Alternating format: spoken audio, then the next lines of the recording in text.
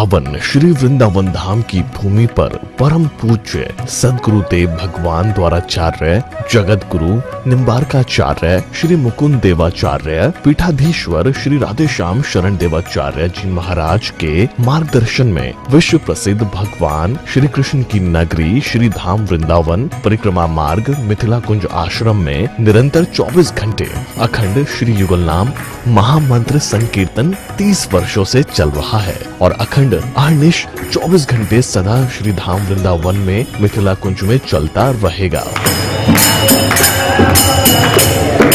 आज विश्व भर में अनेकों मंदिर हैं, किंतु भागवत का कोई मंदिर नहीं है।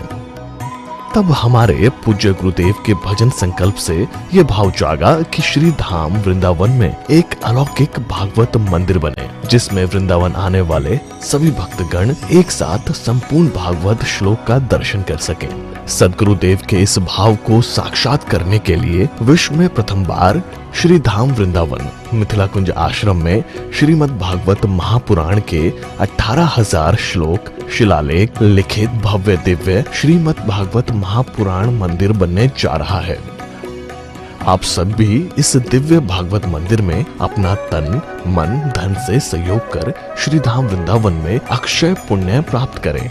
एक श्लोक शिलालेख की सेवा राशि मात्र 5100 रुपए है, जिसमें आपके नाम से एक श्लोक शिलालेख पर लिखा जाएगा। इसी प्रकार से आप 2 श्लोक की दान राशि 11,000 रुपए, 5 श्लोक की दान राशि 25,000 रुपए, 11 श्लोक की दान राशि 51,000 रुपए और 21 श्लोक की राशि है 1,01,000 रुपए देकर अनंत पुण्य के भागी बन सकते हैं। कहा गया है कलयुग केवल नाम आधारा। हम सब भी श्री धाम वृंदावन में अपने नाम से या अपने पूर्वजों के नाम से या घर में समस्त विघ्न बाधाओं को दूर करने के लिए श्री धाम वृंदावन में अखंड संकीर्तन कराने का अलौकिक पुण्य प्राप्त कर सकते हैं। साथ ही आपके द्वारा प्रदान किया गया सेवा राशि से हरि नाम संकीर्तन के साथ साथ संतों का भोजन एवं गौ माता के लिए गौग्रास समर्पित किया जाएगा। आप निम्न राशि प्रदान कर सदस्यता ग्रहण कर सकते हैं। एक दिन का संकीर्तन राशि मात्र 1,500 रुपए, एक माह का संकीर्तन राशि मात्र 15,000 रुपए, 12 माह की संकीर्तन राशि मात्र 21,000 रुपए से आपके नाम से निरंतर अखंड श्री युगल नाम हरि नाम संकीर्तन के साथ साथ साल के 12 माह में 12 दिन 12 संतों का भोजन गौग्रास आदि सेवाएं आपके मरणोपरांत भी चलते रहेंगे। अतः आप एक छोटा सा संकल्प लेकर हमसे जुड़ सकते हैं और श्री धाम वृंदावन मिथिला कुंज आश्रम में आप आजीवन सदस्य रहेंगे। आप वृंदावन में जब भी आएंगे तो आपके रहने की निशुल्क व्यवस्था रहेगी। Account number 155850501309। अकाउंट होल्डर नाम Mithila Kunj trust, RTGS, NEFT, IFSC code ICIC 00010117, branch Vrindavan. Mobile number 9410810861। UPI Mithila Kunj trust @ICICI। ये संस्था 80G के अंतर्गत कर मुक्त है, जिसके द्वारा आप अपने दान पर टैक्स की छूट प्राप्त कर सकते हैं। आपके दान राशि की रसीद आपको बाय पोस्ट संस्था द्वारा भेजी जाएगी। साथ में आपको संस्था का प्रमाण पत्र भी दिया जाएगा। आइए हम सब मिलकर इस दिव्य भागवत मंदिर में अपना तन मन धन से सहयोग कर श्री धाम वृंदावन में एक अलौकिक भागवत श्लोक मंदिर का निर्माण करें। अधिक जानकारी के लिए संपर्क करें और मिथिला कुंज आश्रम से जुड़ने के लिए फेसबुक, यूट्यूब और इंस्टाग्राम मिथिला कुंज ऑफिशियल पेज को फॉलो करें।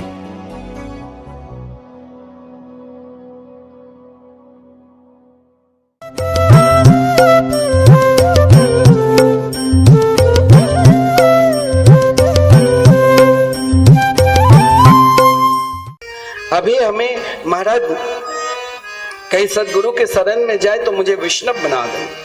बोले अभी जब तक आपके हृदय में विश्वास नहीं है, लेकिन ये विश्वास है कि मुझे कृष्ण से प्रेम करना है, तो स्वयं की ये सोचो कि शरीर काल रूपी जब हम जन्म लिए, जन्म के समय ही हमारे साथ काल ने भी जन्म लिया। वो अजगर के रूप में, जैसे एक अजगर जंगल में रहता है और वहाँ महाराज वो मुख खोल के रहता है, जो भी अगर सामने बकरा भी आए तो उसे निगल लेते हैं।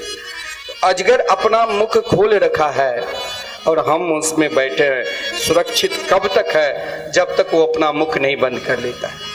लेकिन हमें इनसे बचना है, हमें मरना नहीं है। जो भगवान के शरण में जाते हैं वो कभी मरता ही नहीं, वो तो अमर रहता है। तुलसीदास जी, वाल्मीकि जी, सूरदास जी, कबीरदास जी कभी मरेंगे? ये तो नित्य नूतन है, अमर रहेंगे।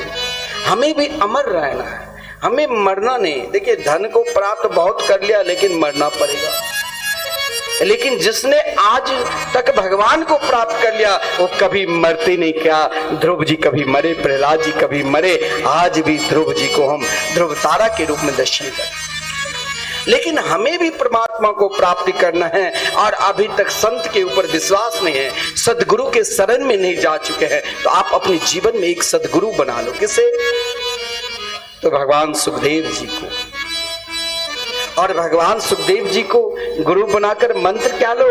तो श्रीमद् भागवतम शास्त्रम, भागवत के एक भी श्लोक, जैसे विश्व में प्रथम बार, दुनिया में लाखों कथा करने वाले हैं, लेकिन हमारे पूज्य गुरुदेव श्रीधाम वृंदावन में जो भी कोई वृंदावन परिक्रमा मार्ग में प्रवेश करेगा, एक साथ आप भागवत के दर्शन नहीं कर सकते। भागवत की दो प्रक्रिया है, एक व्यास पद्धति, एक हनुमत पद्धति।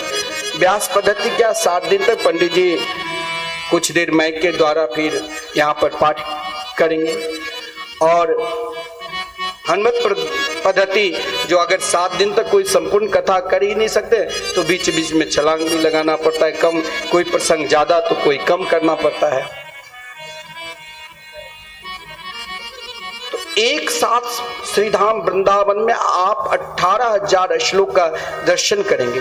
तो किसी ने हमारे गुरुदेव से पूछा कि आप ये भागवत मंदिर क्यों बना रहे हैं? बोले हमने तो भागवत मंदिर नहीं, हम तो संपूर्ण भागवत भगवान के श्रृंगार को बना रहे हैं। क्योंकि स्वयं भक्ति देवी श्रीमद् भागवत महापुराण में कहा कि भागवत के श्लोक भगवान के श्रृंगार है और भगवान के संपूर्ण स्वरूप को एक जगह आप दर्शन करना चाहते हैं तो श्रीमद् भागवत महापुराण में क्योंकि कहा गया है, तेन अंग बांग मई मूर्ति प्रत्यक्षा वर्तते हरि। लोगों के अंदर उत्साह है, कोई 1 श्लोक का दान, कोई 2 श्लोक का दान, कि हम कभी वृंदावन जाएंगे तो मेरे नाम से हम ठाकुर जी के घर में लड्डू गोपाल की स्थापना करते हैं, भोग नहीं लगा पाएंगे, लेकिन श्रीधाम वृंदावन में मेरे नाम से नित्य निरंतर जो भी प्रवेश करेंगे एक साथ संपूर्ण भागवत के दर्शन करेंगे। और यहाँ कहा गया है कि श्रीमद् भागवतम शास्त्रम कलो किरेन भाषितम, केवल भागवत शास्त्र को एक भी श्लोक को आप सदगुरुदेव भगवान सुखदेव जी को बना लो और गुरु मंत्र के रूप में आप भागवत के श्लोक ले लो, देख लो, एक दिन न एक दिन भागवत भगवान आपके ऊपर कृपा करेंगे और आपके हृदय में जो भी इच्छा है वो संपूर्ण इच्छा के पूर्ण करेंगे, क्योंकि भागवत साक्षात भगवान श्री कृष्ण के ही स्वरूप है। जिस समय आदरणीय श्रीमान सुखदेव जी महाराज परीक्षित को श्रीमद् भागवत महापुराण श्रवण करा रहे थे, आप ध्यान देना कि भागवत कितने बड़े महाराज श्रेष्ठ भागवत है। जब आदरणीय श्रीमान सुखदेव जी महाराज परीक्षित को कथा मृत का रसास्वादन कराने वाले थे, उस समय समस्त देवता अपने विमान से उतरकर अमृत का कलश लेकर सुखदेव जी के चरणों में प्रणाम किया। सुखदेव जी ने देखा महाराज एक साथ संपूर्ण देवता उपस्थित हो गए, कारण क्या है? बोले महाराज ये अमृत देखिए, जिन अमृत के लिए लाखों करोड़ों देवता शहीद हुए थे, जिन अमृत की सुरक्षा के लिए कहा गया है 3.5 करोड़ देवताओं में हर देवताओं को महाराज 4 भाग में बांटकर उन अमृत की सुरक्षा में समय दिया गया है, 4-4 6-6 घंटे। लेकिन वही अमृत उन देवताओं ने अभी तक महाराज परीक्षित भागवत कथा श्रवण नहीं की थी, केवल भागवत की शरण में गए थे। और सुखदेव जी जैसे सदगुरु मिला। देखिए, अब आप मन में सोचोगे कि हमें सुनकर क्या लाभ मिलेगा। आप ध्यान देना, जिन देवताओं की आप ना जाने अनेक प्रकार की उपासना करते हैं, संपूर्ण देवता एक साथ यही कहा कि महाराज ये अमृत आप अपने शिष्य को पान करा दो और भागवत कथा अमृत हमें प्रदान कर। अब आप स्वयं ध्यान देना कि भागवत कितना महत्वपूर्ण है। भगवान सुखदेव जी मुस्कुराने लगे। क्यों? व्यक्ति, उनका स्वभाव, देवताओं का स्वभाव, अनधिकारी को भागवत नहीं मिलते हैं। बहुत लोग सोच लेंगे कि हमें भागवत कथा कराना है, धन रहते हुए भी वो सोचते सोचते थक जाएंगे, फिर भी नहीं करा सकते जब तक उनकी कृपा नहीं होगी। क्योंकि कहा गया है, जा पर कृपा करहि नंदन तासो आप कराए बंधन। जब तक नंद नंदन की कृपा नहीं होगी तब तक आप उनके निकट भी नहीं जा सकते हो। फिर भागवत की शरण में कैसे? इच्छा होती है कि हम भी भगवान के नाम जाप करें, लेकिन वहां मन नहीं जाता। इसके लिए ऐसा क्या उपाय है जिस उपाय करने मात्र से ही हमें भगवान की पूजा पाठ में मन लगने लग जाए? बोले कि देखो, मन लगे चाहे ना लगे, कभी कभी बेमन से भी अगर आप भगवान के निकट जाते हो तो बेमन का मन भी सही हो जाएगा। एक साधक महाराज गोरखनाथ के पास गए, जहाँ नाथ संप्रदाय के एक बहुत बड़ा संत थे, जिस नाथ संप्रदाय के उत्तर प्रदेश के मुख्यमंत्री हैं, अभी वहाँ के आचार्य। तो वहाँ पर एक विलक्षण संत थे, उनके निकट बहुत बड़े बड़े साधु संत साधक, बड़े बड़े योगी, बड़े बड़े सन्यासी, वेदांती उनसे दीक्षा लेने के लिए गए। एक साधक ने सोचा कि महाराज आज तक उनके निकट जो गए उसे भगवान से मिला देते हैं, क्यों ना मैं भी जाऊं। उसने योगी के पास गए, योगी के चरणों में प्रणाम क्या कहा, मुझे दीक्षा दो। योगी ने कहा कि भाई दीक्षा लेना चाहते हो तो देखो सामने धान रखा है, मैंने तेरे को मंत्र दे दिया, वो धान रोज कूटना और धान कूट कर उसे चावल तैयार कर भंडार गृह में रखना, ताकि यहाँ जो अन्य क्षेत्र भंडारा चलते हैं ना उसमें आपका सेवा दे दिया। अब वो धान कूटने वाले को गया था ब्रह्म को प्राप्त करने के लिए, लेकिन यहाँ आश्रम में उसे मिला कि तुम झाड़ू लगाओ धान कूटो। वो चावल तैयार करता था, चिरवा कूटता था। उनके पास समय नहीं। जब गुरुदेव सत्संग करने के लिए बैठते, बड़े बड़े सत्संगी वेदांती गुरुदेव के समीप है। अब वो धान कूटने वाले तो बेचारा दिन भर धान कूटता रहता था, उसके पास समय कहाँ। अब गुरुदेव जो महाराज सामर्थ्य थे योगी, अब उसने सोचा कि अब अंतिम मरना तो सभी को पड़ेगा। अब सही में इस आश्रम के कोई सही उत्तराधिकारी हो जो राष्ट्र से प्रेम करे, समाज से प्रेम करे, समाज को भगवान से जुड़े, कोई ऐसा कोई उत्तराधिकारी सही में मिले, ऐसा कोई ढूंढूं। आज गुरुदेव ने प्रातः काल कहा, आश्रम में जितने भी ब्रह्मचारी हो, जितने भी साधक हो, जितने भी वेदांती हो, सब आज मेरे निकट आना। और सामने एक बोर्ड लगा दिया और सबके पास कलम दे दिया, कहा तुम लोग अपना अपना अनुभव लिखना। वो महात्मा गुदरी पहनते थे, बड़े बड़े वेदांती आया, उसने अपना वेदांत दर्शन लिखने लग गया। न्यायी आया, वो न्याय का दर्शन लिखने लग गया। बड़े बड़े दार्शनिक आया, वो अपने अपने दार्शनिक पर, वेदांत पर उपदेश देने लग गया। लेकिन गुरुदेव के हृदय में उतनी प्रसन्नता नहीं, अभी तक उनको दीक्षा भी नहीं मिला था। लेकिन वो धान कूटने वाले ने सोचा, हो सकता है गुरुदेव यहीं से मुझे भगवान को मिला दे। केवल संत के वचन पर उसने विश्वास किया।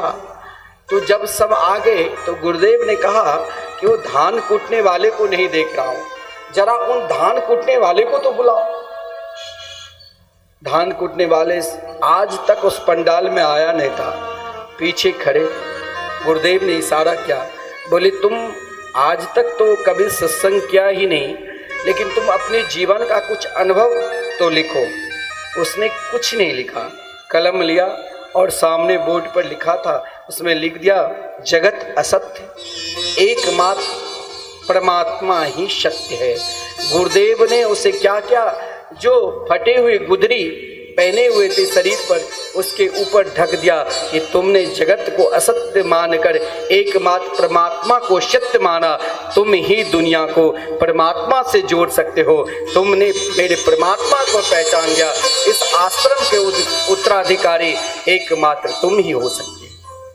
देखिए संत के वचन पर उसने ये नहीं कहा मुझे दीक्षा दो, केवल आज्ञा मान कर के गुरुदेव की आज्ञा है और धान कूट कर उसने अपने जीवन का अनुभव ले लिया, एकमात्र परमात्मा का नाम ही सत्य है, बाकी असत्य है। तो कहने का तात्पर्य, हम चाहते हैं कि हमारे हृदय में भी वो प्रेम जगे। तो प्रेम कब जगता है? एकाएक आप चाहोगे कि मुझे भगवान मिल जाए तो होगा ही नहीं। जैसे हम जन्म लेते हैं, 9 महीने माता के गर्भ में रहते हैं, जन्म लेने के बाद धीरे धीरे बड़े होते हैं, तब हम पहचानते हैं सब कुछ को। उसी प्रकार परमात्मा को पहचानना है तो जैसे देवर्षि नारद जी ज्ञान और वैराग्य के निकट आकर कर स्पर्शे मतलब उनके निकट आया। जीवन में सबसे अधिक जल्दी भगवान मिलते हैं एकमात्र सत्संग से ही, क्योंकि सत्संग से ही हम भगवान को पहचान सकते हैं। भगवान की पहचानने के लिए 3 शक्ति है, भगवान की कथा श्रवण, भगवान की कीर्तन और भगवान के स्मरण। देवर्षि नारद जी ने उन्हें वेदांत की, वेद की, गीता की, उपनिषद की समस्त उपदेशों दिया, लेकिन उनके जीवन में तनिक एक क्षण के लिए जागृत हुआ, परंतु वो मूर्छित हो गए। लेकिन जब एक संत अपना प्रयास नहीं छोड़ते, अपना परिश्रम नहीं छोड़ते, देवर्षि नारद जी ने ज्ञान और वैराग्य के लिए अपना परिश्रम करने लग गया, फिर भी वो जगे नहीं, अंत में उदास हो गए। जीवन में हमें कभी अपने आप को असमर्थ नहीं समझना चाहिए कि हम ये कार्य नहीं कर सकते। हम क्यों नहीं कर सकते? जब 5 वर्ष की अवस्था वाले ध्रुव भगवान को प्राप्त कर सकते हैं, बहुत लोग कहते हैं कि भाई हम घर परिवार में विषम परिस्थिति है, स्थिति हम कैसे कर सकते हैं? जब प्रहलाद उन असुरों के बीच में भगवान को प्राप्त कर सकते हैं तो हम क्यों नहीं उनको प्राप्त कर सकते हैं? केवल हमें उस ओर चलना है, हमें उस ओर निहारना है, हमें उस ओर पुकारना है।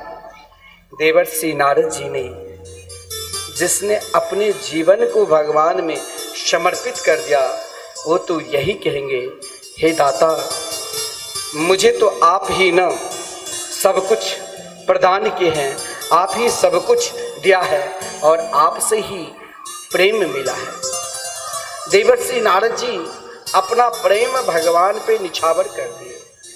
जो ही भगवान पर अपना प्रेम निछावर किए, यानी स्वयं को भगवान में समर्पित हो गए, तो आकाशवाणी हुई, एतद्दर्थे स्वरसे तुम सत्कर्म समाचरेत। भक्ति, ज्ञान और वैराग्य को एक जगह स्थापित करना चाहते तो सत्कर्म करो। अब सत्कर्म क्या है? तो बोले साधव साधु भूषण। भगवान देखिए कहा सत्कर्म के सही अर्थ तो संत महापुरुष ही बता सकते हैं। देवर्षि नारद जी संत को, आप बहुत लोग कहते हैं भाई आजकल कैसे पहचानो कि सही में संत है कि ये असंत है। संत और असंत में आजकल पता ही नहीं चलता है। बड़े बड़े महाराज ऐसे स्थान पर पहुंच जाते हैं, लाखों शिष्य, तो अपने आप को भगवान मानने लग जाते हैं। हम कैसे अपने जीवन में संत को सही में पहचाने कि संत है? बोले महाराज देवर्षि नारद जी भी तो संत को ढूंढा, वृंदावन से हरिद्वार गए, और महाराज बड़े बड़े सोने चांदी पर बैठने वाले संत महात्मा तो कोई पलायन हो गए, कोई अपने शिष्य से कहा कह दो गुरुदेव अभी नहीं मिलते हैं, और कोई तो काष्ठ मौन हो गए। लेकिन जिनका प्रेम उन परमात्मा से हो, जीवन में सब बदल सकता है, लेकिन भगवान कभी नहीं बदलते हैं। हमें भी यही पुकारना चाहिए, हे मेरे दाता, हे मेरे प्रभु, आपसे कभी हमारा प्रेम प्यार बदले ही ना, हम सदा आपके रहे और आप हमारे रहें। देवर्षि नारद जी ने भगवान के स्मरण करते हुए संत को ढूंढ रहे और पुकार रहे। हो दाता तेरा मेरा प्यार कभी ना बदले, हो दाता तेरा मेरा प्यार कभी ना बदले, दाता तेरा मेरा प्यार कभी ना बदले, कभी ना बदले ना, कभी ना बदले, कभी ना बदले ना, कभी ना बदले, दाता तेरा मेरा प्यार कभी ना बदले, ओ दाता तेरा मेरा प्यार कभी ना बदले।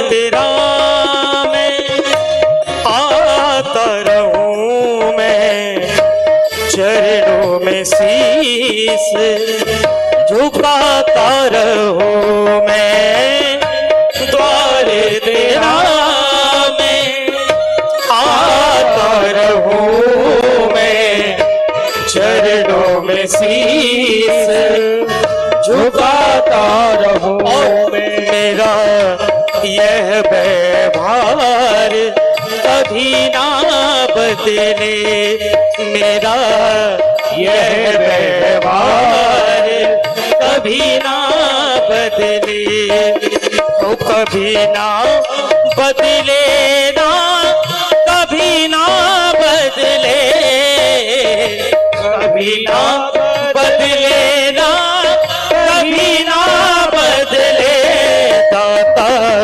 तेरा मेरा प्यार कभी ना बदले, ओ दाता तेरा मेरा प्यार कभी ना बदले।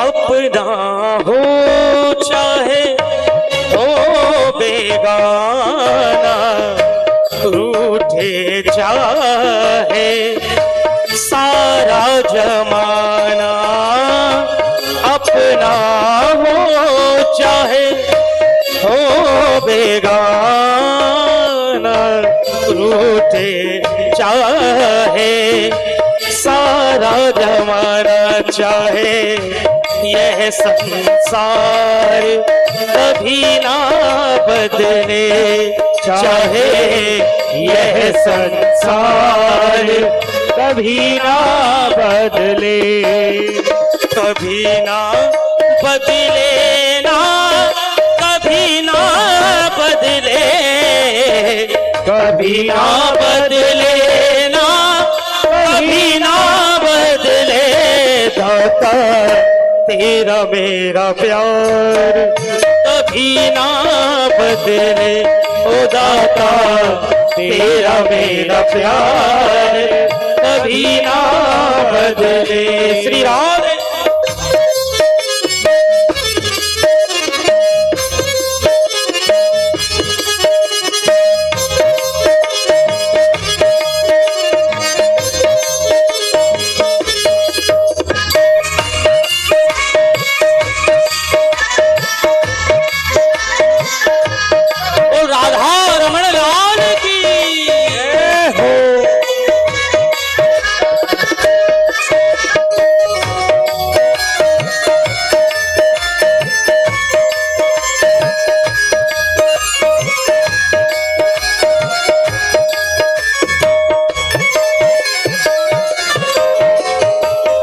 सत्संग तेरा छोड़ कभी ना, मुख भी तुझे से मोड़ू कभी ना।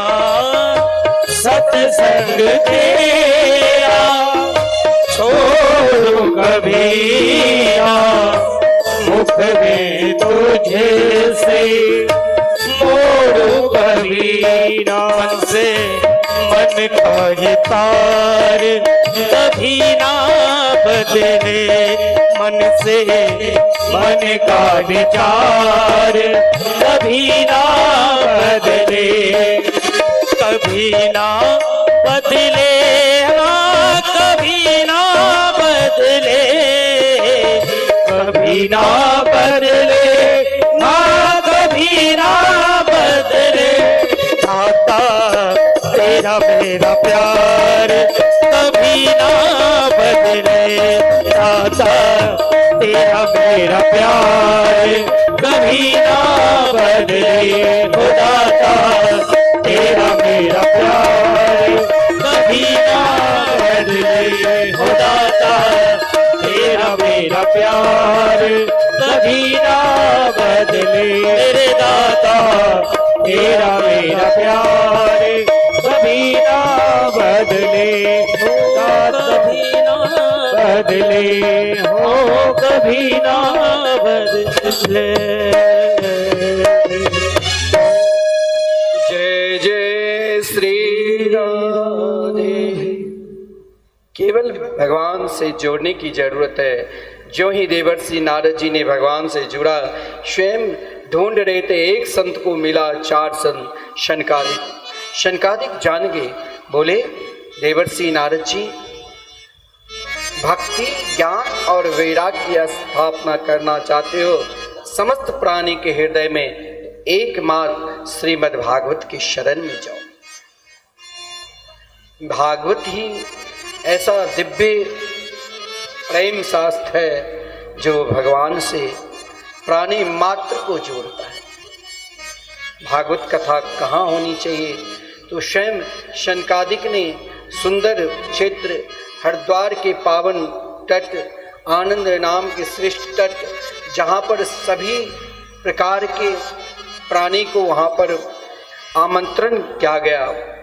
वेद, उपनिषद, समस्त नदियाँ, समस्त देवता, समस्त ऋषिगण, स्वयं शनकादिक वक्ता और देवर्षि नारद जी श्रोता के रूप में भागवत कथा का मात्र एक श्लोक गान के सदा शिव्या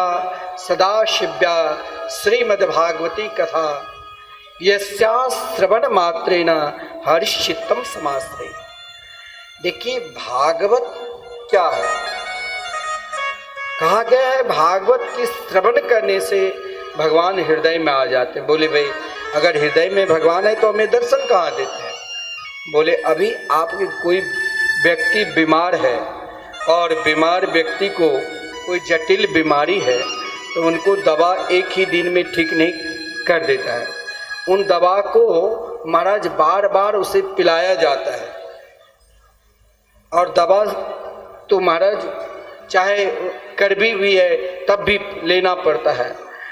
तो भगवान की कथा श्रवण करने से भवोसधा क्षुत्र मनोभिरामा, संसार के जितने भी रोग है उन रोग का हो सकता है दवा तैयार है, लेकिन भवोसधा क्षुत्र मनोभिरामा, मन की शांति के लिए अगर दवा है एकमात्र श्री कृष्ण की मंगलमय कथा। इसलिए इस कथा को बार बार श्रवण करना चाहिए, जितने बार हो सके उतने ही बार श्रवण करो। जिस समय भागवत के गुणगान कर रहे थे उसी समय भक्ति देवी के हृदय में कहाँ वृंदावन और कहाँ हरिद्वार, भक्ति देवी अपने दोनों पुत्र को साथ में लेकर आदरणीय श्रीमान सुखदेव जी सुत जी वर्णन करते हैं।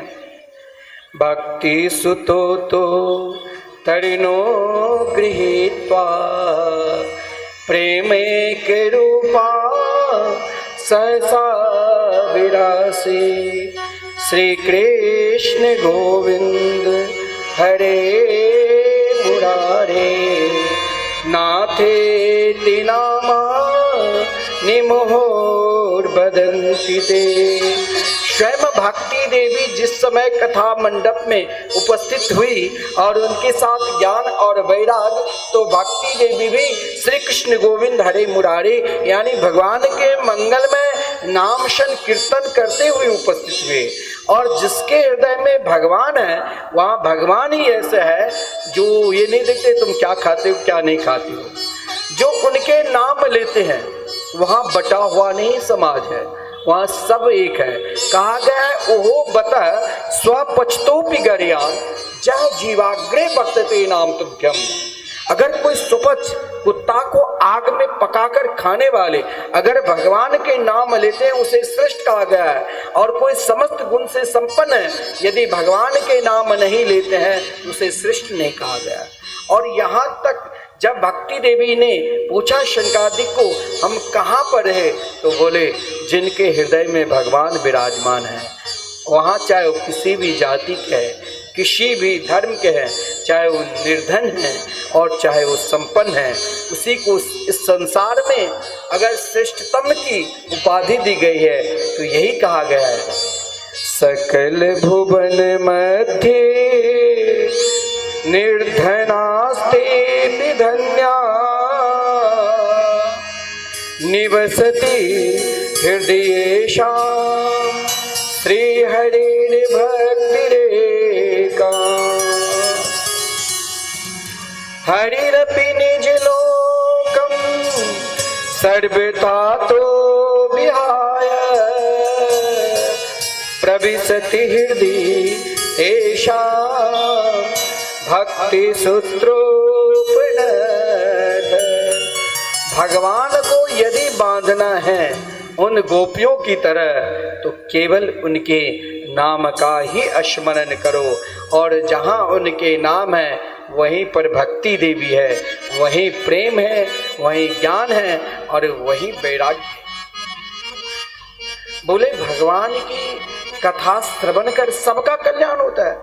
बोले हाँ, चाहे वो कोई क्रोध से जल रहा है, कोई कामी है, कोई कुटिल है, कोई दंभिक है और कोई यहाँ तक कि पाप करते करते करते महाराज भयंकर प्रेत बन चुका है, उनका भी उद्धार भागवत करते। भागवत ही है जो सबका कल्याण करते। बोले किसी का हुआ है? बोले हाँ। ये मानवा पाप कृतस्तु सर्वदा, जो केवल अपने जीवन में एक व्यक्ति ने कहा कि भाई हमें भगवान की उपासना करना, किसी संत ने कहा ठीक है तुम उपासना करो। अब उसने भगवान के नाम जाप करने के लग गए, उपासना करते करते भगवान ने उसे दर्शन दिया। तो भगवान ने कहा वरदान मांगो। कहा मुझे कुछ नहीं, मैं 1000 जन्म तक जन्म लूं पाप ही पाप करूं, बस यही वरदान दो। भगवान ने कहा तथास्तु। वो 1000 जन्म तक पाप क्या, लेकिन बोले कि अगर मैं पाप करते करते करते 1000 जन्म उनका निकल गया, पाप ही पाप क्या, लेकिन एक बार उसने कृष्ण नाम ले लिया तो स्वयं भगवान उनको दर्शन दिए। बोले महाराज मैंने केवल आपकी नाम की विशेषता के लिए ही पाप क्या, तो क्या पाप करते करते अज्ञानावस्था में कोई प्रेत बन जाए तो क्या उनका भागवत कल्याण कर सकते? बोले हाँ, धुंधकारी चरित्र है। कहा गया है कि तुंगभद्रा नाम की एक नदी है, जिस नदी के किनारे एक पत्तन नाम के नगर है। उस नगर में सभी वर्णों के लोग रहा करते थे, जहाँ पर एक आत्मदेव नाम के ब्राह्मण देव थे, जिनकी पत्नी के नाम धुंधली है। और महाराज आत्मदेव जी के विषय में कहा गया है, स्रोतस मारतेषु निस्नातो द्वितीय इव भास्कर। आत्मदेव जी सूर्य के तरह विद्वान और कुबेर के तरह धर्मान था। धन के बल से आप चाहोगे कि मैं सुख प्राप्त कर सकता हूँ, नितांत संभव। आप विद्वता के बल से चाहोगे कि मुझे वो सुख मिल जाए जहाँ भगवान मिल जाए, वो भी असंभव। अब देखा जाए तो ये कथा एक गहराई की है। तुंगभद्रा, तुंग कहते शरीर को, और महाराज शरीर, भद्र मतलब मानव शरीर। इन मानव शरीर से ही हम अपना कल्याण कर सकते हैं। पतन नगर, पतन कहते हैं शरीर को। ये शरीर हर समय गिरता रहता है, पतति इति पतनम, ये शरीर ही गिरता रहता है। और इस शरीर में ही एक आत्मदेव है। ये हम सब चाहते हैं हमें भगवान मिले, लेकिन हम वहां तक नहीं जा पाते। क्यों? क्योंकि हमारे अंदर द्विधा बुद्धि है। एक बुद्धि कहती है भाई कथा की समय 3 बजे से, अब 3 बजे तो धूप काफी गर्मी रहती है, बढ़िया जल्दी रसोई बना लो और चैन से कथा सुनो। एक बुद्धि कहती है कि चलो भाई कथा सुनने के लिए कौन जाए, टीवी देख लेता हूँ, मोबाइल पर भी देख सकता हूँ। लेकिन महाराज जब तक आप परिश्रम नहीं करोगे तब तक फल नहीं मिलेगा। माता यशोदा भी श्री कृष्ण को कल में बांधा तो माता यशोदा भी परिश्रम की रस्सी में बांधा, तब ही रस्सी महाराज भगवान बंधन को स्वीकार किए, यानी 2 अंगुली छोटी पड़ी थी। आप आगे कथा श्रवण करोगे, भगवान कहते हैं कि जीवन में अगर विद्या चाहिए तो परिश्रम करो, अगर जीवन में प्रतिष्ठा चाहिए तो परिश्रम करो, यदि जीवन में धन चाहिए तो परिश्रम करो, यदि स्वयं भगवान को भी प्राप्त करना है जीवन में तप करो। तप करोगे तब ही भगवान मिलेगा, जब तक तप नहीं करोगे तब तक हमारा सुख कैसे प्राप्त करोगे। लेकिन मन की जो द्विधा बुद्धि है वो परमात्मा की ओर नहीं जाने देते हैं। आत्मदेव जी मानता हूं कि वो सूर्य की तरह विद्वान है, मानता हूं वो कुबेर की तरह भी धनवान हो सकता है, लेकिन उनके हृदय में शांति नहीं थी, सुख नहीं था। जिस सुख के लिए, जिस शांति के लिए उसने विवाह किया वहां भी नहीं मिला। सोचा संतान से हो जाए, अपने धन को आधी दान में लगा दिया, अनुष्ठान में लगा दिया, लड़का कौन के, एक लड़की भी नहीं हुआ। फिर सोचा कि आत्महत्या करूं। जीवन में अगर कभी स्वप्ना अवस्था में भी आत्महत्या के लिए नहीं सोचना, क्योंकि ईशावास उपनिषद में लिखा है जो व्यक्ति आत्महत्या करके मरता है ना, उसे भयंकर नरक की यातना में गुजरना पड़ता है। क्योंकि लिखा है असुरिया नाम ते लोका अंधे ना तमसावृता तामस्ते प्रत्यादि गच्छन्ति ये के चात महाजना। कभी कभी विद्वान भी मूर्ख हो जाते हैं। जिसके हृदय में परमात्मा के प्रति प्रेम नहीं है वो मूर्ख की तरह ही व्यवहार करेगा। आत्मदेव जी आत्महत्या करने के लिए निकल गए, लेकिन हृदय में जो परमात्मा है वो चेतावनी दी, अरे तुम ये क्या कर रहे हो। परमात्मा ही संत के रूप में विचरण करते हुए आत्मदेव जी गांव से बाहर गए, आत्महत्या करने के लिए एक संत आ गए। बोले महाराज ये क्या कर रहे हो। अब संत के चरण पकड़कर आत्मदेव रोने लगे। देखिए रोना कहाँ, किसके पास चाहिए। देवर्षि नारद जी दुखी थे कि प्राणी भगवान से नहीं जुड़ रहे, और यहाँ आत्मदेव जी स्वयं अपने स्वार्थ के लिए दुखी है कि मेरे घर में कोई संतान नहीं है। संत मिला, संत साक्षात परमात्मा की स्वरूप है, अगर उनकी वाणी पर विश्वास करते तो जरूर शांति मिलती। संत ने कहा कथम रोदसी विप्र तुम काते चिंता बलियसी बदत्वं सत्वरं मह्यं स्वस्य दुख से कारणम। हे ब्रह्मन देव, आप क्यों रो रहे हो? कारण बताओ। रोना तब तक ब्रजांगना ब्रज की गोपी भी रोई थी, किसके लिए? तो रुदु स्वस्वरण राजन कृष्ण दर्शन लालसा। और आत्म अपने स्वार्थ के लिए रोते हो तो ये भी पाप है, यदि परमात्मा के लिए रोते हो तो ये पुण्य है। इस कृष्ण मिलन की कामना है। आत्मदेव जी ने स्वयं अपने स्वार्थ के लिए रोया तो दुख को प्राप्त किया। संत ने बहुत समझाया कि बेटा तुम क्या चाहते हो? बोले मैं संतान चाहता हूँ। वो बोले मैंने तुम्हारे विधि का लेख ललाट रेखा पढ़ लिया, एक जन्म कौन के 7 जन्म तक पुत्र नहीं है। और विधि का लेख को बिटाकर आप चाहते हो कि क्षणिक सुख मिल जाए, वहाँ दुख ही मिलेगा। चाहे महाराज सगर हो, चाहे महाराज अंग हो, उनको भी सुख नहीं मिला। आत्मदेव जी मचल गए, संत ने कृपा की। संत देखिए उनके लिए सब बराबर है। संत ने फल दिया, वो कृपा रूपी फल। लेकिन उन कृपा रूपी फल अगर हम सत्संग में जाते हैं तो सत्संग में हमें 5 फल मिलता है, केवल प्रसाद ही नहीं। सत्संग में 5 फल वही प्राप्त कर सकता है जिसको गोकर्ण भगवान चाहिए। लेकिन संत ने फल दिया झोली से निकालकर और कहा इस फल को अपनी पत्नी को देना, साथ में 5 नियम भी कहा पालन करने के लिए। सत्यम शौचम दया दानम एक भक्तम तो भोजनम। सत्य। लेकिन धुंधली ने अपने जीवन में कभी सत्य का आचरण ही नहीं किया, पवित्रता का आचरण ही नहीं किया, दया का आचरण ही नहीं किया, दान का आचरण ही नहीं किया। तो क्या वो अपने शरीर को शुद्धि कर सकती है? वो अन्न त्याग कर सकते हैं? एक अन्न को क्या वो 1 साल तक ग्रहण कर सकती है एक ही बार? धुंधली ने फल नहीं खाई। धुंधली ने वही फल एक बंध्या गो जो वर्षों से थी उससे खिलाया। लेकिन ध्यान देना, संत का फल कभी निष्फल नहीं जाएगा। धुंधली ने आत्मदेव की बात नहीं मानकर अपनी बहन धुंधुवती की बात मानी। बोले तुम चिंता मत करो, फल का भी प्रयोग हो गया, अब तुम मेरे भी प्रयोग, अपने आप को भी प्रयोग करना। बोले कैसे? बोले प्रयोग, मेरे घर में 4 संतान है और 5वें रूप पुत्र ही आने वाले, मेरे पुत्र को तुम अपना मान लेना। यहाँ से गलती प्रारंभ की और बहन की पुत्र को अपना माना, ये भी चलता।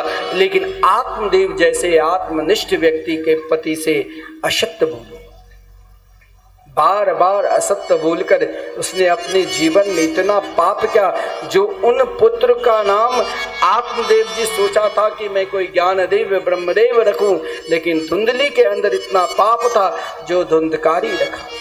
धुंधकारी बाल्या अवस्था से ही कहा गया है। बहुत लोग कहते हैं वृद्धावस्था में भजन करेंगे, भगवान ने गीता में कह दिया है अंत काले च मामेव स्मरण मुक्त्वा कलेवरम। लेकिन आप क्या जानते हो कि अंत समय हमें कभी भी आ सकता है।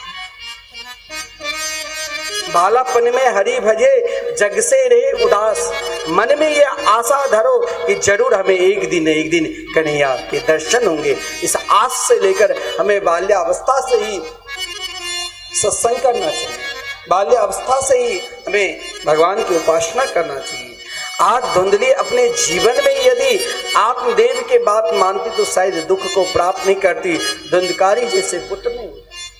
धुंधकारी माता पिता चाहे तो पुत्र को आज भी क्यों नहीं विवेकानंद रामकृष्ण की तरह बना सकते, और चाहे तो धुंधकारी कभी नहीं। धुंधली जब धुंधकारी गलत मार्ग को बाल्यावस्था में ही छोटे छोटे बच्चों को मारने लग गया, बाल्य अवस्था में ही महाराज दुष्टों के संग कर लिया। कभी ने मना नहीं कि आत्मदेव को कुछ पता ही नहीं था। धुंधकारी महादुष्ट खल हो गए, बाल्य अवस्था में ही जुआ खेलने लगा। देख लीजिए गांव गांव में ऐसा संस्कार आ रहा है कि गांव गांव में छोटे छोटे बच्चे नशा करने लग गए। शहर को छोड़ो, गांव में ही इतना नशा, चाहे सरकार बिहार सरकार बंद कर दिया है कि मदिरा ना पान करे, तब भी घर घर में महाराज चल रहा है। छोटे छोटे बालक शहर में देखो कहीं भी नशा ले रहे हैं। चोरी कर रहा है, गांजा भांग शराब तंबाकू का सेवन कर रहा है।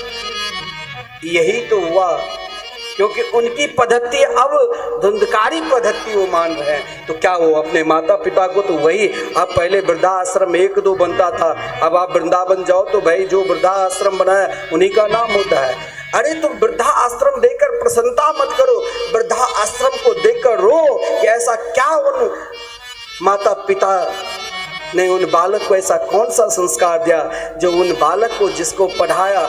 बड़े हमारे आश्रम में एक व्यास आप जानते होंगे, विश्वविख्यात है अनिरुद्धाचार्य जी महाराज, मैं ही उनको हमारे आश्रम में आए, मिथिला कुंज में उनकी कथा हुई। महाराज ऐसे ऐसे घर परिवार के, उनकी बड़े बड़े घर परिवार के लोग, करोड़पति है, 2-4 फैक्ट्री है, लेकिन वो अपनी माँ को नहीं रखती है। तो सोचा चलो वृंदावन में वृद्धाश्रम खुल गए, वहीं पर और उन वृद्धा आश्रम में माँ को भेज देती है। लेकिन मैंने देखा कि उसके महाराज जो बेटा है वो कहते महाराज ये 5 लाख आप रख लीजिए, मेरी माँ को रख लीजिए। लेकिन बहू सोचती है कि कहीं ब्याज जी छोड़ ना दे, बहू भी कहती है लो ये मेरी तरफ से रख लीजिए। अब वो बुढ़िया सोचती है कि जिस बच्चे को मैंने स्वयं नहीं खाकर इनको पाला पोसा इतना बड़ा क्या, आज मुझे इस स्थिति में छोड़ा, क्यों नहीं मैं भी अपना सर्वस्व दे दूं, यहीं ब्रजवास करूं। आज ऐसा हो गया है कि महाराज हर जगह ऐसे संस्था वृद्धा आश्रम खोल रहे हैं। अरे उन वृद्धा आश्रम में आप देख रहे हो कि एक वो भी बेटा है जो माता पिता को पाल रहे हैं, वो हजारों माता को पालते हैं। हम क्यों नहीं एक माता को स्वयं, जब हम वहाँ क्यों गोद देने के लिए भेजे, हम उनको क्यों नहीं अपने घर में ही पूजा करें, क्योंकि माता पिता की पूजन में ही हमें समस्त देवी देवता की वास हो जाता है। महाराष्ट्र के संत पुंडरीक हुए, पुंडरीक की माँ बीमार थी और यहाँ जन्माष्टमी में मंदिर में उत्सव चल रहा था। मित्र ने कहा चलो मंदिर में उत्सव मनाने के लिए। बोले मेरे उत्सव तो मेरे घर में पड़ी हुई है, माता बीमार है, माता की चरण सेवा करिए, पैर दबा रही है। महाराज विठल नाथ जी ने सोचा, ठाकुर जी ने विचार किया कि सब मंदिर में झूम रहे हैं लेकिन मेरे भक्त तो अपनी माता की चरण दबा रहे हैं, क्यों नहीं मैं अपने भक्त के निकट जाऊं। भगवान उनके द्वार पर खड़े हैं, थक गए, कमर पर अपने हाथ रखकर पुंडरीक जरा मुझे सहारे दो। बोले तुम और कुछ देर इंतजार करो, प्रतीक्षा करो, क्योंकि मैं तो अपनी माँ की पूजा कर रहा हूँ। माँ की पूजा के प्रताप से देखिए भगवान प्रतीक्षा कर रहे हैं और एक ईंट को पास में कर दिया, इनकी सहारा ले लो। देखिए हम क्यों, इसका कारण क्या है कि हम बाल्यावस्था से ही शराब पीने लग गए, बाल्यावस्था से ही हम गांजा पान करने लगे, बाल्यावस्था से ही हम जुआ खेलने लगे। जब तक समाज में इस प्रकार की नशा दुर्गति समाप्त नहीं होगी, चाहे वो गांव रहे, वो समाज रहे, वो कभी सुधरेगा ही नहीं। आप बार बार सुधारने की कोशिश करो, लेकिन उस अपने अंदर वो धुंधकारी पद्धति को मान लिया है। जिन धुंधकारी ने अपने जीवन में जुआ खेलकर, आत्मदेव जी कहा गया है कुबेर के तरह धर्मान, लेकिन पिता को रोड पर ला दिया। जुआ ऐसा चीज है, द्यूतम पानम, जब उनकी इच्छा की पूर्ति नहीं हुई, जब वो हार गए तो मदरा पान करने लगे, शराब पीने लगे, विषयाणों में संग करने लग गया, हिंसा वृत्ति करने लग गया। तो उन धुंधकारी क्या वो सम्मान देंगे, वो माता पिता को सम्मान करेंगे? वो तो महाराज पिता को 2-4 लाख जिमा दिया, जब सब कुछ हार गए बोले अब तुम धन कहाँ छुपा कर रखे हो। अब पिता कहते हैं कि भाई अब मैं क्या करूं। अब आत्मदेव जी सोचा कि आज तक मैंने मन से नहीं माना, अब तो मुझे मानना ही पड़ेगा। उदास होकर फिर वही संत, कभी संत पुत्र के रूप में भी आ जाते हैं, ऐसा नहीं है, कभी पिता के रूप में भी, कभी पत्नी के रूप में भी, कभी पुत्री के रूप में भी, कभी मित्र के रूप में भी, कभी सद्गुरु के रूप में भी संत भगवान आकर आपको अपने चरणार बिंद से, जिस दिन जिसके द्वारा आपका मन भगवान के चरणार बिंद की ओर लगा दे, मान लेना उनके अंदर कोई और नहीं, स्वयं भगवान आकर प्रेरणा दे। जो आज मुझ जैसे व्यक्ति को वो अपने ओर कृष्ण की ओर लगा दिया। जिन संत ने आत्म रामदेव जी को समझाया, उन संत की बानी नहीं मानी। लेकिन आज जिसे अपना पुत्र मानता था गोकर्ण जी, उनके चरण पकड़कर रोदन करने लगे। एक पिता अपने धर्म रूपी पुत्र से कि महाराज मुझे सुख चाहिए, मुझे शांति चाहिए, जीवन में सब कुछ प्राप्त किया लेकिन मुझे सुख नहीं मिला, कोई उपाय तो बता दो। क्या इस संसार में सुख नहीं है? मात्र यही प्रश्न क्या था। आत्मदेव जी के प्रश्न सुनकर आदरणीय गोकर्ण जी ने कहा कि पिताश्री, आप जहां सुख को ढूंढ रहे हो वहां सुख है ही नहीं। ना चंद्र से सुखम किंचित, ना सुखम चक्रवर्तिना,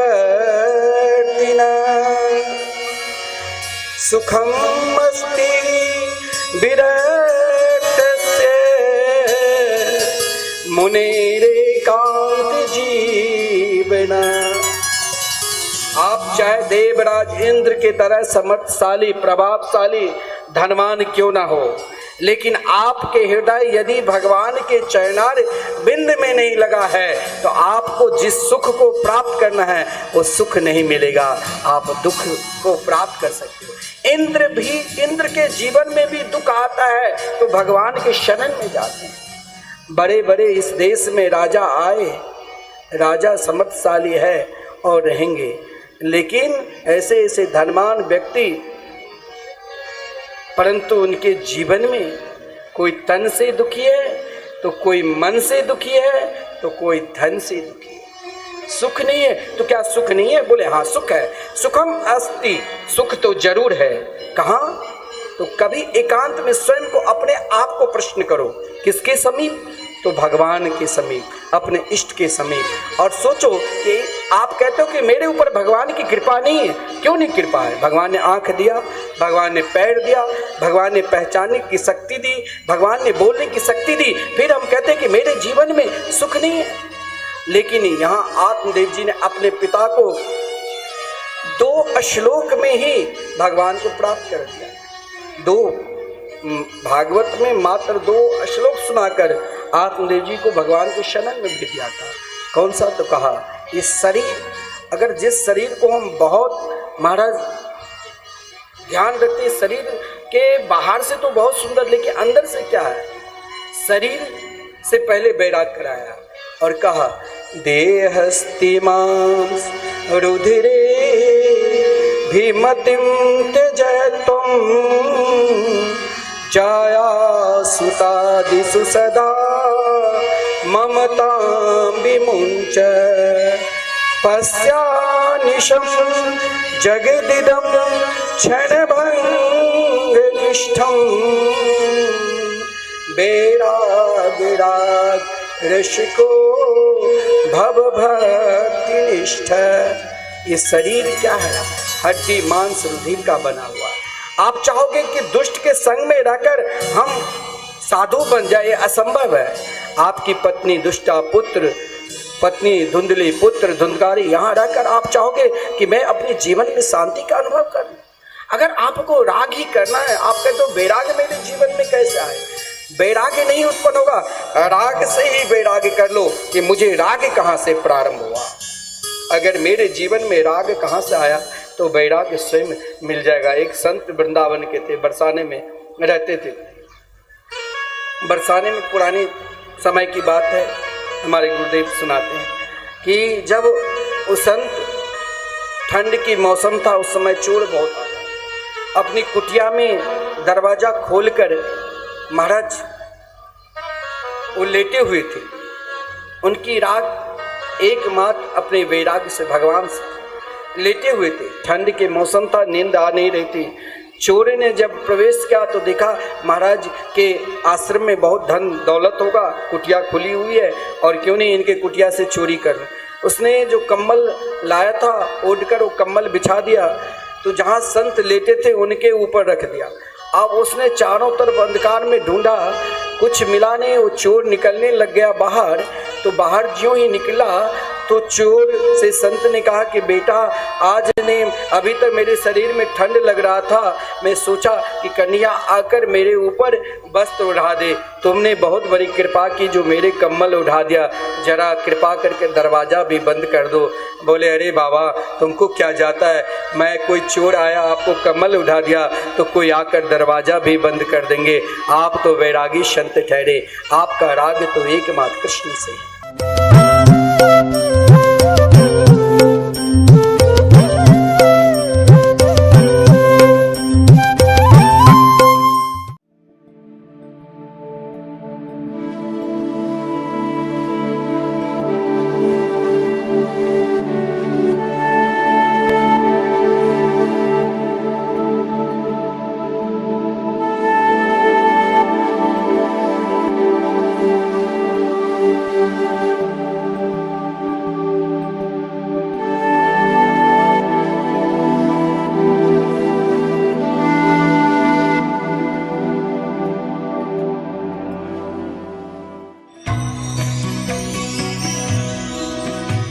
परम पावन श्री वृंदावन धाम की भूमि पर परम पूज्य सदगुरुदेव भगवान द्वाराचार्य जगत गुरु निम्बारकाचार्य श्री मुकुंद देवाचार्य पीठाधीश्वर श्री राधेश्याम शरण देवाचार्य जी महाराज के मार्गदर्शन में विश्व प्रसिद्ध भगवान श्री कृष्ण की नगरी श्री धाम वृंदावन परिक्रमा मार्ग मिथिला कुंज आश्रम में निरंतर 24 घंटे अखंड श्री युगल नाम महामंत्र संकीर्तन 30 वर्षों से चल रहा है और अखंड अहर्निश 24 घंटे सदा श्री धाम वृंदावन में मिथिला कुंज में चलता रहेगा। आज विश्व भर में अनेकों मंदिर हैं, किंतु भागवत का कोई मंदिर नहीं है। तब हमारे पूज्य गुरुदेव के भजन संकल्प से ये भाव जागा कि श्री धाम वृंदावन में एक अलौकिक भागवत मंदिर बने, जिसमें वृंदावन आने वाले सभी भक्तगण एक साथ संपूर्ण भागवत श्लोक का दर्शन कर सकें। सदगुरुदेव के इस भाव को साक्षात करने के लिए विश्व में प्रथम बार श्री धाम वृंदावन मिथिला कुंज आश्रम में श्रीमद् भागवत महापुराण के 18,000 श्लोक शिलालेख लिखित भव्य दिव्य श्रीमद् भागवत महापुराण मंदिर बनने जा रहा है। आप सब भी इस दिव्य भागवत मंदिर में अपना तन मन धन से सहयोग कर श्री धाम वृंदावन में अक्षय पुण्य प्राप्त करें। एक श्लोक शिलालेख की सेवा राशि मात्र 5100 रुपए है, जिसमें आपके नाम से एक श्लोक शिलालेख पर लिखा जाएगा। इसी प्रकार से आप 2 श्लोक की दान राशि 11,000 रुपए, 5 श्लोक की दान राशि 25,000 रुपए, 11 श्लोक की दान राशि 51,000 रुपए और 21 श्लोक की राशि है 1,01,000 रुपए देकर अनंत पुण्य के भागी बन सकते हैं। कहा गया है कलयुग केवल नाम आधारा। हम सब भी श्री धाम वृंदावन में अपने नाम से या अपने पूर्वजों के नाम से या घर में समस्त विघ्न बाधाओं को दूर करने के लिए श्री धाम वृंदावन में अखंड संकीर्तन कराने का अलौकिक पुण्य प्राप्त कर सकते हैं। साथ ही आपके द्वारा प्रदान किया गया सेवा राशि से हरि नाम संकीर्तन के साथ साथ संतों का भोजन एवं गौ माता के लिए गौग्रास समर्पित किया जाएगा। आप निम्न राशि प्रदान कर सदस्यता ग्रहण कर सकते हैं। एक दिन का संकीर्तन राशि मात्र 1500 रुपए, एक माह का संकीर्तन राशि मात्र 15,000 रुपए, 12 माह की संकीर्तन राशि मात्र 21,000 रुपए से आपके नाम से निरंतर अखंड श्री युगल नाम हरि नाम संकीर्तन के साथ साथ साल के 12 माह में 12 दिन 12 संतों का भोजन गौग्रास आदि सेवाएं आपके मरणोपरांत भी चलते रहेंगे। अतः आप एक छोटा सा संकल्प लेकर हमसे जुड़ सकते हैं और श्री धाम वृंदावन मिथिला कुंज आश्रम में आप आजीवन सदस्य रहेंगे। आप वृंदावन में जब भी आएंगे तो आपके रहने की निशुल्क व्यवस्था रहेगी। Account number 158505001309। अकाउंट होल्डर नाम Mithila Kunj trust, RTGS, NEFT, IFSC code ICIC 00011017, branch Vrindavan. Mobile number 9410810861। UPI Mithila Kunj trust @ICICI। ये संस्था 80G के अंतर्गत कर मुक्त है। जिसके द्वारा आप अपने दान पर टैक्स की छूट प्राप्त कर सकते हैं। आपके दान राशि की रसीद आपको बाय पोस्ट संस्था द्वारा भेजी जाएगी। साथ में आपको संस्था का प्रमाण पत्र भी दिया जाएगा। आइए हम सब मिलकर इस दिव्य भागवत मंदिर में अपना तन मन धन से सहयोग कर श्री धाम वृंदावन में एक अलौकिक भागवत श्लोक मंदिर का निर्माण करें। अधिक जानकारी के लिए संपर्क करें और मिथिला कुंज आश्रम से जुड़ने के लिए फेसबुक, यूट्यूब और इंस्टाग्राम मिथिला कुंज ऑफिशियल पेज को फॉलो करें।